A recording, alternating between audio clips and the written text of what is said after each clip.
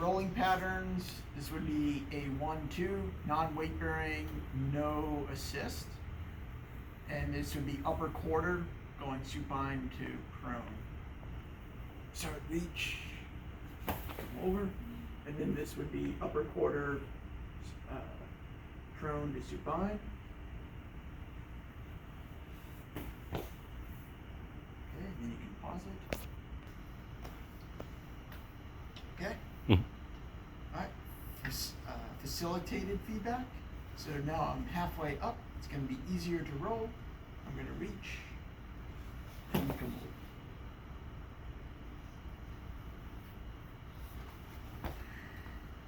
You know, a little bit. I think if you come a little, yeah. Okay. And then so challenge feedback. So giving stability to the ipsilateral upper extremity. And that's harder for me. Does it work as well? This might be a... So when we're facilitating, it's going to be like your 1-1.